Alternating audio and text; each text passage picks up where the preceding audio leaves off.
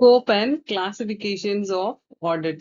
So இந்த வீடியோல auditingக்கான scope future எப்படி இருக்கு, அதே மாதிரி classifications என்ன இருக்குன்னு we will see. Definition of scope. The scope of an audit refers to the boundaries and extent of review encompassing all activities and areas the audit will access to ensure through examinations. So definitionல என்னெல்லாம் இருக்குன்னு பார்த்தா audit refers to the boundaries and extent of review. என்னெல்லாம் boundaries இருக்கு, எந்த அளவுக்கு அவங்களால audit பண்ண முடியும், எந்த லெவலுக்கு ஆடிட் பண்ண முடியும், அதுக்கு மேல என்ன பண்ண முடியும், எதெல்லாம் வந்து எக்ஸாமினேஷன் மூலமா அவங்களால கண்டுபிடிக்க முடியும், இது எல்லாத்தையுமே பார்க்கறது தான் வந்து ஆடிட்டோட ஸ்கோப். அப்புறம் it sets a clear objectives and identify the limitations, enhancing the effectiveness and focus of auditing process. So crucial sets of clear அவங்களோட objectives, நோக்கம் தெளிவா இருக்கும், அதே மாதிரி அதுக்கான லிமிடேஷன்ஸ் என்னங்கிறது தெளிவா இருக்கும். அதுக்கப்புறம் enhancing the effectiveness of audit process, எந்த அளவுக்கு எஃபெக்டிவா இருக்கு அப்படிங்கறதையும் அனலைஸ் பண்ண முடியும். டைப்ஸ் ஆஃப் ஆடிட்ல ஸ்டாட்டுட்டரி ஆடிட். ஸ்டாட்டுட்டரி அப்படிங்கிற வார்த்தையோட மீனிங் என்ன அப்படின்னு சொன்னா பை லா, சட்டப்படி என்ன இருக்கு அப்படின்னு சொல்றது statutory audit. A statutory audit is required by law and ensure that companies comply with relevant financial regulations and standards through an objective review. So statutory வந்து சில கம்பெனிஸ்ல சட்டப்படி ஆடிட் நடத்தியே ஆகணும், சில சோல் ட்ரேடர்ஸ்ல சட்டப்படி ஆடிட் நடத்த வேண்டிய அவசியம் இருக்காது. அதுக்காக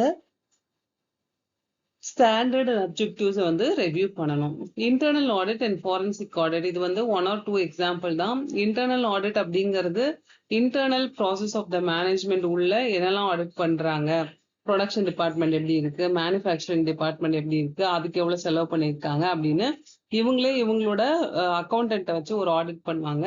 அது இன்டர்னல் ஆடிட். எக்ஸ்டர்னல் ஆடிட்னா சட்டப்படி ஒரு ஆடிட்டர் ஒரு கம்பெனில வந்து இந்த இவ்வளவு டைம் கேப்ல பண்ணணும் ஆடிட்டிங் அப்படின்னு சொல்லி ஒரு கோட்பாடுகள் இருக்கு, அதை பேஸ் பண்ணி பண்றது வந்து internal audit. Forensic audit are specialized investigations aimed at uncovering fraud, financial misappropriation, or any discrepancy in financial records. So forensic audit are specialized investigation aimed at uncovering the fraud. Uncover ஏதாவது fraud இருக்கு, இல்லைன்னா misappropriation of fund இருக்கு. ஃப்ராடுக்கும் மிஸ்அப்ராப்ரியேஷன் of ஃபண்டுக்கும் என்ன டிஃபரன்ஸ்னா, ஃப்ராடுனா மொத்தமா கொள்ளடிச்சிட்டு போறது, மிஸ்அப்ராப்ரியேஷன் அப்படின்னா ஒரு ஃபண்டை வந்து வேற ஒரு ஃபண்டுக்காக பயன்படுத்திட்டு அதுல வந்து திரும்ப மாத்தி மாத்தி அதை பண்ணிட்டே இருக்கிறது miss appropriation.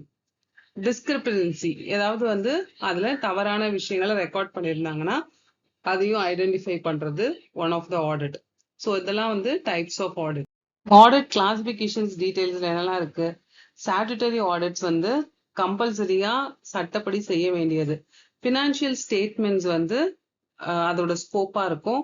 Example company audit. கம்பெனிக்கு ஆடிட், பார்ட்னர்ஷிப்புக்கும் சோல் ட்ரேடருக்கும் ஆடிட்டிங் வந்து கம்பல்சரி கிடையாது, ஆனா ஃபார் அ கம்பெனிக்கு வந்து ஆடிட்டிங் இஸ் அ ஸ்டாட்டுட்டரி, சட்டப்படி ஆடிட் பண்ணி தான் ஆகணும். இன்டர்னல் ஆடிட்டோட நோக்கம் எஃபிஷியன்சி அசஸ்மெண்ட், அதோட ஸ்கோப் ஆப்ரேஷனல் ப்ரொசீஜர். எஃபிஷியன்சி அசஸ்மெண்ட்னா என்ன, எஃபிஷியண்டா அந்த பணத்தை பயன்படுத்தி இருக்காங்களா அப்படின்னு கண்டுபிடிக்கிறது இன்டர்னல் ஆடிட். அதோட example internal corporate adults.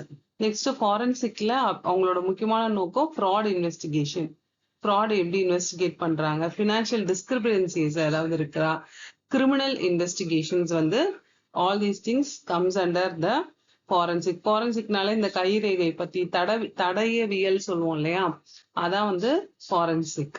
Environmental compliance with regulations, environmental practices, sustainability audit. So compliance with the regulations, திரும்ப rules and regulations ஓட கம்பைல் பண்றது. கம்ப்ளையன்ஸ்னா ஒத்து போறதான்னு பாக்குறது. என்விரான்மெண்டல் பிராக்டிசஸ் எப்படி இருக்குன்னு பாக்குறது.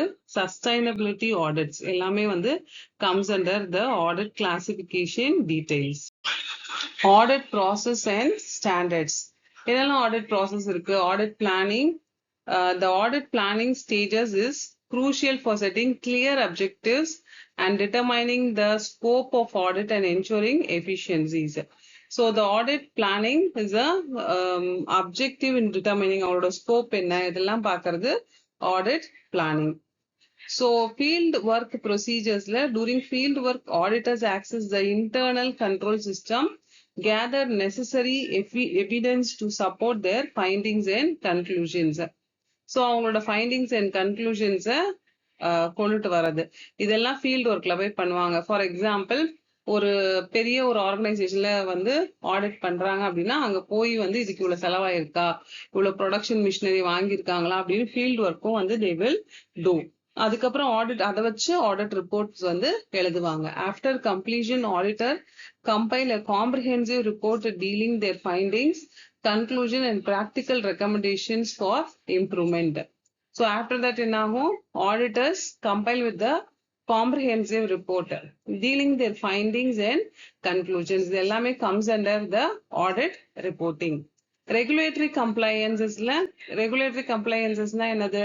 It is essential for the auditor to compile with relevant national international standard to ensure credibility and reliability. So national international standards எப்படி இருக்கணும்? Regulatory compliancesனா ரெகுலேஷன் பண்றதுக்காக என்ன சட்டதிட்டங்கள் இருக்கு, அதை சார்ந்து இவங்க போறாங்களா அப்படின்னும் they will see. So these are the audit process and standards. So understanding audit scope aids effectiveness. So ஆடிட்டோட ஸ்கோப் அண்டர்ஸ்டாண்ட் பண்ணும்போது அதுக்கான எஃபெக்டிவ்னஸ் இன்க்ரீஸ் ஆகும். Different audit type survive unique process. ஒரு ஆடிட்டுக்கும் ஒரு பர்பஸ்க்கு சர்வ் ஆகும். ஃபார் எக்ஸாம்பிள் நம்ம இப்போ வந்து சில விஷயங்கள் இருக்கு. ஒரு ஆடிட் வந்து இன்டர்னல் ஆடிட் அப்படின்னு நம்ம எடுத்துக்கிட்டோம்னா இன்டர்னல் ஆடிட்டுக்குன்னு ஒரு தேவை இருக்கு. அதே மாதிரி எக்ஸ்டர்னல் ஆடிட் எடுத்துக்கிட்டோம் அப்படின்னா அதுக்குன்னு ஒரு பர்பஸ் இருக்கு. ஸோ ஒவ்வொரு ஆடிட்டுமே வந்து ஒவ்வொரு பர்பஸை நிறைவேற்றும். Classifications help in risk management. So classifications வந்து என்னெல்லாம் வந்து இருக்கு அப்படின்னு பார்க்கும்போது ரிஸ்கை வந்து குறைக்க முடியும், இல்லாட்டி ரிஸ்கை வந்து அனலைஸ் பண்ண முடியும் ஓரளவுக்கு. Auditing standard ensures quality.